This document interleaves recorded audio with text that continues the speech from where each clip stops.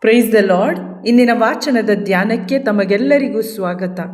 ಇಗೋ ನಾನು ದೇವರ ಸೇವಕಿ, ನಿನ್ನ ವಚನದಂತೆ ನನಗಾಗಲಿ.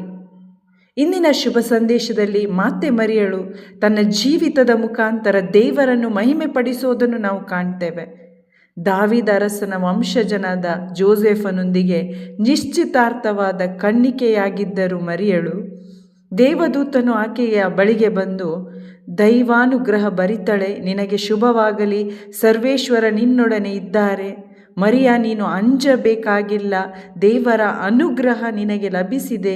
ಈಗೋ ನೀನು ಗರ್ಭವತಿಯಾಗಿ ಒಬ್ಬ ಮಗನನ್ನು ಹೆರುವೆ, ಆತನಿಗೆ ಯೇಸು ಎಂದು ಹೆಸರಿಡಬೇಕೆಂದು ಹೇಳಿದಾಗ ಮೊದಲು ಮರಿಯಳು ತಬ್ಬಿಬ್ಬಳಾದರೂ, ಇದು ಆಗುವುದಾದರೂ ಹೇಗೆ, ನನಗೆ ಯಾವ ಪುರುಷನ ಸಂಸರ್ಗವೂ ಇಲ್ಲವಲ್ಲ ಎಂದು ವಿಚಾರಿಸಿದಳು. ದೇವದೂತ ಪ್ರತ್ಯುತ್ತರವಾಗಿ, ಪವಿತ್ರಾತ್ಮ ನಿನ್ನ ಮೇಲೆ ಬರುವರು, ಪರಾತ್ಪರ ದೇವರ ಶಕ್ತಿ ನಿನ್ನನ್ನು ಆವರಿಸುವುದು. ಈ ಕಾರಣ ನಿನ್ನಲ್ಲಿ ಹುಟ್ಟುವ ಪವಿತ್ರ ಶಿಶು ದೇವರ ಪುತ್ರ ಎನಿಸಿಕೊಳ್ಳುವುದು ಎಂದು ಹೇಳಿದಾಗ, ಇಗೋ ನಾನು ದೇವರ ಸೇವಕಿ, ನಿನ್ನ ವಚನದಂತೆ ನನಗಾಗಲಿ ಎಂದು ಮರಿಯಳು ಉತ್ತರವಿಟ್ಟರು. ಮಾತೆ ಮರಿಯಳಿಗೆ ಹಳೆಯ ಒಡಂಬಡಿಕೆಯ ವಾಗ್ದಾನ, ಆ ವಾಗ್ದಾನದಲ್ಲಿ ನಂಬಿಕೆ ಇತ್ತು. ದೇವದೂತನ ಮುಖಾಂತರ ದೇವರ ಸಂದೇಶ ಆಕೆಗೆ ಸಿಕ್ಕಾಗ ಆಕೆ ಅದನ್ನು ಹೃದಯದಲ್ಲಿ ಸ್ವೀಕಾರ ಮಾಡಿದ್ಲು ಮತ್ತು ಆ ಸಂದೇಶಕ್ಕೆ ತನ್ನನ್ನೇ ತಾನು ಒಪ್ಪಿಸಿಕೊಟ್ಟಳು. ಈ ರೀತಿ ಆಕೆ ಪ್ರತಿಕ್ರಿಯೆ ತೋರಿಸಿದಳು. ಹೀಗೆ ಯೇಸು ಕ್ರಿಸ್ತನನ್ನು ಪೂರ್ಣವಾಗಿ ಆಕೆ ಅನುಭವಿಸಿದಳು. ಆಕೆ ತನ್ನ ಇಷ್ಟಕ್ಕೆ, ತನ್ನ ಫ್ಯೂಚರ್ ಡಿಸೈರ್ಸ್ ಇವೆಲ್ಲವನ್ನು ಆಕೆ ತ್ಯಜಿಸುತ್ತಾಳೆ. ಜೋಸೆಫ ತನ್ನನ್ನು ಒಪ್ಪಿಕೊಳ್ಳುತ್ತಾನೋ ಎಂಬ ಭಯ ಆಕೆಯಲ್ಲಿದ್ದಿಲ್ಲ.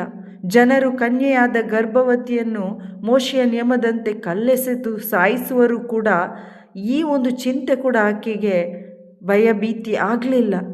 ಪಿತನೇ, ನನ್ನ ಚಿತ್ತವಲ್ಲ, ಇಗೋ ನಾನು ದೇವರ ಸೇವಕಿ, ದಾಸಿ, ನಿಮ್ಮ ಚಿತ್ತದಂತೆ ನನಗಾಗಲಿ ಎಂದು ಪೂರ್ತಿಯಾಗಿ ತನ್ನನ್ನೇ ದೇವರಿಗೆ ಕೊಟ್ಟಳು. ಆಕೆ ಸೆಲ್ಫ್ ಡಿನೈ ಮಾಡಿದ್ಲು. ದೇವರ ನೈಜ ಆರಾಧನೆ ತನ್ನ ಜೀವಿತದ ಮುಖಾಂತರ ಆಕೆ ಮಾಡ್ತಾಳೆ.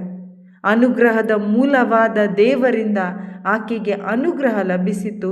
ಆಕೆ ಯೇಸು ಕ್ರಿಸ್ತರನ್ನು ಪೂರ್ಣವಾಗಿ ಅನುಭವಿಸಿದ್ರು. ಪ್ರಿಯರೇ, ಯೇಸು ಕ್ರಿಸ್ತರ ಕುರಿತಾದ ಶುಭ ಸಂದೇಶ, ನಿತ್ಯ ಜೀವದ ಕುರಿತಾದ ಶುಭ ಸಂದೇಶ ಇವತ್ತು ನಮಗೂ ಲಭಿಸಿದೆ. ಆದರೆ ನಾವು ಇದನ್ನು ನಮ್ಮ ಹೃದಯದಲ್ಲಿ ಸ್ವೀಕಾರ ಮಾಡಿದ್ದೇವಾ? ಆ ಸಂದೇಶಕ್ಕೆ ಸರೆಂಡರ್ ಮಾಡಿದ್ದೇವಾ? ಒಂದು ವೇಳೆ ಸರೆಂಡರ್ ಮಾಡಿಲ್ಲವಾದರೆ ನಾವು ಯೇಸು ಕ್ರಿಸ್ತರನ್ನು ಅನುಭವಿಸಲು ಸಾಧ್ಯವೇ ಇಲ್ಲ.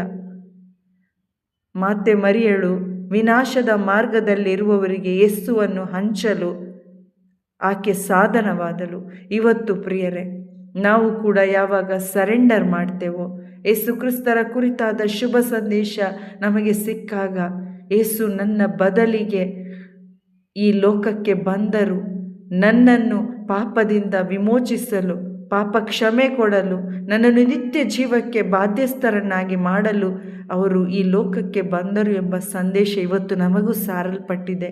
ಇದನ್ನು ಸ್ವೀಕಾರ ಮಾಡಿ ನಾವು ಇತರರಿಗೂ ಹಂಚೋಣ. ಆಮೇನ್. Praise the lord.